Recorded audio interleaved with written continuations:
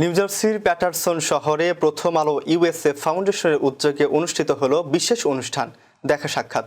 বহুজাতিক জনগোষ্ঠীর বৈচিত্র্যময় সমাজে মানসিক স্বাস্থ্য এবং নাগরিক দায়িত্ব পালনের গুরুত্ব নিয়ে গত শনিবার এই ব্যতিক্রমী আয়োজন অনুষ্ঠিত হয়।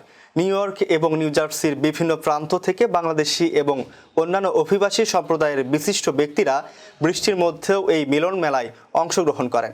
অনুষ্ঠানে মানসিক স্বাস্থ্য সচেতনতা, নাগরিক দায়িত্ব, ভোটাধিকার প্রয়োগ এবং হাইজিন সহ নানা সামাজিক ইস্যু নিয়ে গভীর আলোচনা হয়।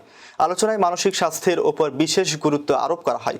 লেখিকা ও শিক্ষিকা এইচ.বি. রিতা মানসিক স্বাস্থ্য সম্পর্কে বলেন, শারীরিক স্বাস্থ্যের মতো মানসিক স্বাস্থ্য অত্যন্ত গুরুত্বপূর্ণ, তবে আমাদের কমিউনিটিতে এ নিয়ে সচেতনতা অত্যন্ত কম। মানসিক স্বাস্থ্য নিয়ে কথা বলা দুর্বলতার প্রতীক নয়, বরং এটি সবার জন্য অত্যাবশ্যক। প্রথম আলো উত্তর আমেরিকা সংস্করণের সম্পাদক ইব্রাহিম চৌধুরীর উপস্থাপনায় অনুষ্ঠানটি পরিচালিত হয়।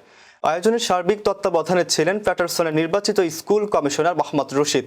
এতে বক্তব্য রাখেন প্যাটারসনের কাউন্সিলম্যান শাহিন খালিক, স্কুল বোর্ড কমিশনার এজি গাঞ্জালেস ও নাদিয়া হুসাইন, প্রবীণ সাংবাদিক মোহাম্মদ নাজমুল আহসান এবং মন্টিক্লেয়ার স্টেট ইউনিভার্সিটির অধ্যাপক ডক্টর হেলাল মহিনুদ্দিন সহ অনেকে।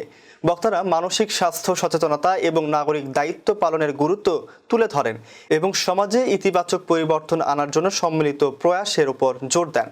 প্রথম আলো উত্তর আমেরিকার লেখক এবং সাংবাদিকদের পক্ষে উপস্থিত ছিলেন পত্রিকাটির নির্বাহী সম্পাদক মঞ্জুরুল হক, শেলি জামান খান, রোকেয়া দীপা, কুলসুম আখতার সুমি, সায়ান সিদ্দিক, সাংস্কৃতিক ব্যক্তিত্ব Jannatul Tumpa, DJ Sayeed, Tamina Rashid, professor doctor Helal Mohinuddin, Sabrina Yasmin, M H. Pallavi সহ আরও অনেকে।